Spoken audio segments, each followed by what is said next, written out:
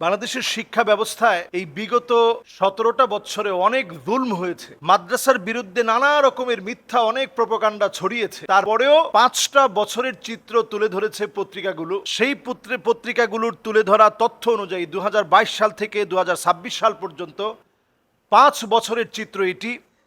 সরকারি প্রাথমিক শিক্ষার্থী কমেছে 20,71,000 শিক্ষার্থী প্রাথমিক বিদ্যালয়গুলোতে কমে গিয়েছে। সেখানে কওমি মাদ্রাসায় বেড়েছে 1,64,000 মাদ্রাসায় ছাত্র দিন দিন বেড়েছে। 1,64,000 মাদ্রাসায় 15,000, তারা এই সংখ্যা উল্লেখ করেছেন। দিন দিন শুধু মাদ্রাসায় ছাত্র বাড়ছে। এবার পরীক্ষার দিকে আসেন। এসএসসিতে 1,81,000 ছাত্র ছিল, 81,313 জন, যেটা তুলনামূলক কমে দিন দিন শুধু কমতেছে। কারিগরিতে ছিল 19,002 জন, পরীক্ষার্থী কমেছে। অন্যদিকে দাখিল মাদ্রাসাগুলোতে দাখিলে ছাত্র বেড়েছে 35,791 জন। কওমি মাদ্রাসার এইচএসসিতে ছাত্রের তুলনায় যদি আমরা কওমি মাদ্রাসার দিকে দেখি, এইচএসসিতে 83,001 জন শিক্ষার্থী বেড়েছে।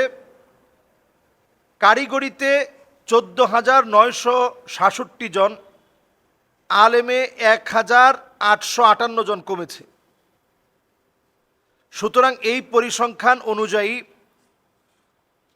আমরা শিক্ষার্থীদের ঝরে পড়ার কারণ এবং বোর্ডগুলো থেকে মাদ্রাসায় হঠাৎ করে এত ছাত্র বেড়ে যাচ্ছে, কওমি মাদ্রাসায় এরকম হুমড়ি খেয়ে পড়ছে, এটার কারণ কি? কারণ হচ্ছে আলিয়া মাদ্রাসাগুলো তার যে মূল ধারা ছিল, 16 বছরের জুলম এবং নির্যাতনের কারণে আলিয়া মাদ্রাসায় একটা ব্যাপক পরিমাণ ভাটা পড়েছে। আর স্কুলগুলোতে এখন এত পরিমাণ ভাটা পড়েছে, মানুষ চায় যে অন্তত মা বাপকে যেন সম্মান করে, এতটুকুন শিক্ষা যেন প্রত্যেকটা সন্তান যেন অন্তত এতটুকুন শিক্ষা পায় যে মাকে একটু সম্মান করে, বাপকে একটু সম্মান করে। আপনারা দেখবেন যে নুরানিগুলোতে আপনারা যাবেন, এক সময় দেখবেন যে কিন্ডার গার্ডেনের কি পরিমাণ রমরমা অবস্থা ছিল। নার্সারিগুলো একসময় ভরপুর ছিল বাচ্চা দিয়ে। এখন সব আপনি দেখবেন মক্তবগুলোতে গিয়ে দেখবেন, নুরানিগুলোতে গিয়ে দেখবেন ছাত্র দিয়ে ভরপুর। মানুষ চায় যে অন্তত সন্তানেরা আল্লাহকে চিনুক, মা বাপকে একটু সম্মান করুক। কারণ এত কিছুর ভিতরে, এত শিক্ষার ভিড়ে অন্তত আল্লাহকে চিনে মা বাপকে সম্মান করে এমন মানুষের সংখ্যা দিন দিন কমে যাচ্ছে। এই তো কয়েকদিন আগে একটা ভিডিও দেখলাম, মাকে মোটা একটা রুল দিয়ে পিটাচ্ছে, লাঠি দিয়ে মায়ের গায়ে আঘাত করছে। এও এক রকমের সন্তান। এজন্য এই বর্তমান সময়ে মানুষ চায় যে আমার সন্তানটা একটু যেন মা বাপকে সম্মান করতে শিখে। দিন দিন মাদ্রাসা শিক্ষার ব্যাপক মহব্বত, ভালোবাসা, সংখ্যাটা যখন বেড়ে যাচ্ছে, মাদ্রাসার সংখ্যা যখন বাড়ছে, তখন আমরা দেখতে পাচ্ছি বাংলাদেশের এক শ্রেণীর মানুষ একটা এজেন্ডা বাস্তবায়ন করছে। কোনো শিক্ষা প্রতিষ্ঠানে আমি বলবো না একেবারে অন্যায় অবিচার হয় না। যেই শিক্ষা প্রতিষ্ঠান সত্যিকারে অন্যায় করেছে, অবিচার করেছে, কোনো শিক্ষক তার চরিত্রকে নষ্ট করেছে, তাকে আপনি বিচারের আওতায় আনেন। প্রয়োজনে যে শিক্ষক এরকম সমকামিতার সাথে যুক্ত হয়েছে তাকে আপনি ফাঁসি দেন, মৃত্যুদণ্ড কার্যকর করেন, কিন্তু মাদ্রাসা শিক্ষার বিরুদ্ধে আপনি প্রোপাগান্ডা চালায়েন না। এটা আল্লাহ তাআলা সহ্য করবে না। আমরা সেদিন একজন শিক্ষকের আর্তনাদ শুনেছি। তাকে বলা হয়েছে তোমাকে জবে করে দেওয়া হবে, তুমি স্বীকার করো, যা বলতেছি হুবহু ওইভাবে বলো। তো এইভাবে করে নানা রকমের সিন্ডিকেট এখন দাঁড়িয়ে গিয়েছে। আমাদের আলেমদেরও উচিত আরও ভালোবাসা নিয়ে, আরও সতর্কতার সাথে, মহব্বত থেকে এই শিক্ষা ব্যবস্থার জন্য কাজ করা এবং বেফাক সহ, তানজিম সহ প্রত্যেকটা বোর্ডের দায়িত্ব। নতুন করে এখন এই মাদ্রাসায় যে সমস্ত ছাত্ররা ঝুঁকে পড়েছে, এদেরকে নিয়ে ভাবার সময় এসেছে এবং যারা শিক্ষক আছে তাদেরকে প্রয়োজনীয় ছুটি ছাটা দেওয়া, লম্বা সময় যেন মাদ্রাসার ভিতরে আটকে না থাকে, প্রত্যেকটা প্রতিষ্ঠান যেন সিসি ক্যামেরার আওতায় থাকে, বাহির থেকে কেউ এসে একটা প্রোপাগান্ডা ছড়ায় দিবে এরকম হিম্মত যেন না পায়। শক্তিশালী একটা কমিটি মাদ্রাসার ভিতরে আপনারা করে রাখবেন, যাতে করে কেউ এসেই ওই মাদ্রাসাকে যেন প্রশ্নবিদ্ধ করতে না পারে। এরকম শক্তিশালী একটা কমিটি আপনার থাকা চাই। এবং প্রত্যেক মাদ্রাসার মুহতামিমের কাছে ওই থানার যিনি ওসি আছেন তার নাম্বার থাকতে হবে।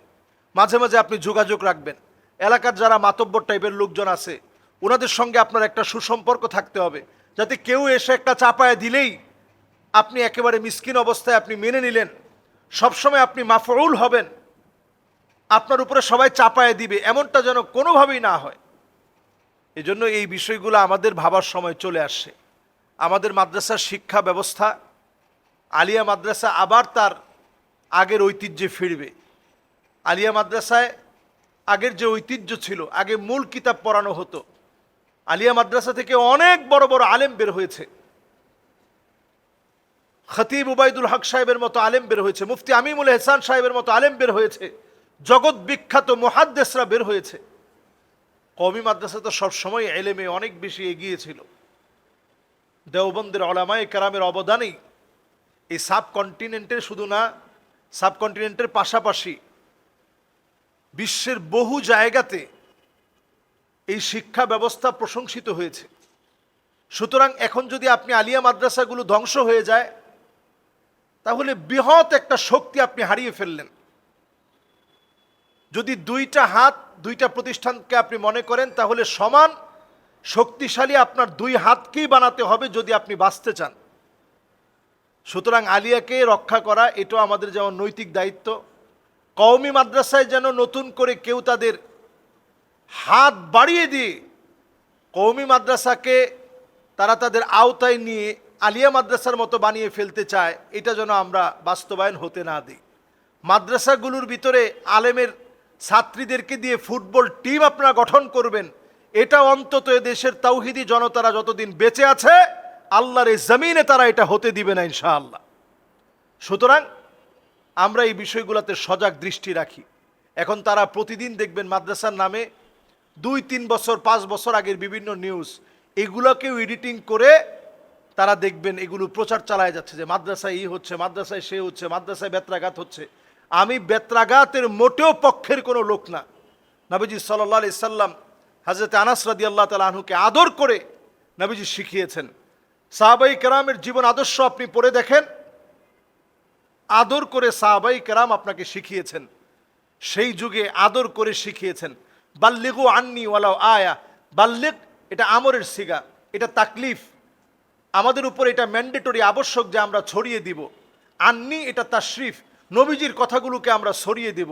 ওয়ালাউ আয়া এটা তাকফিফ, অল্প হলেও একটু হলেও আপনি ছড়িয়ে দেন।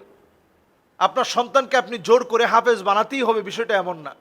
তার যদি মেধা না থাকে সে অন্য জায়গায় ভালো করবে। আমাদের প্রত্যেকটা সেক্টরের লোক দরকার আছে, তবে আমি বলবো প্রত্যেকেই অন্তত সন্তানদেরকে নুরানিতে একটু পড়ান, তার হকটাকে আপনি ইনশিওর করেন। সে যে আল্লাহকে চিনছে, আপনাকে মা বাপ হিসেবে আপনার সম্মানটুকুন দিতে শিখবে, এই অধিকারটুকুন ছোটবেলা থেকে আপনি দিয়ে দেন। এজন্যই দিন দিন এখন মাদ্রাসার ছাত্র বেড়ে যাচ্ছে। অন্যান্য যে শিক্ষা ব্যবস্থা আছে সেগুলোর ভিতরে ছাত্র দিন দিন কমে যাচ্ছে। সুতরাং আদর্শ হোক আমাদের শিক্ষার মূল স্লোগান। জ্ঞান অর্জন, চরিত্র গঠনের মধ্য দিয়ে আমরা যেন সত্যিকার মানুষ হতে পারি।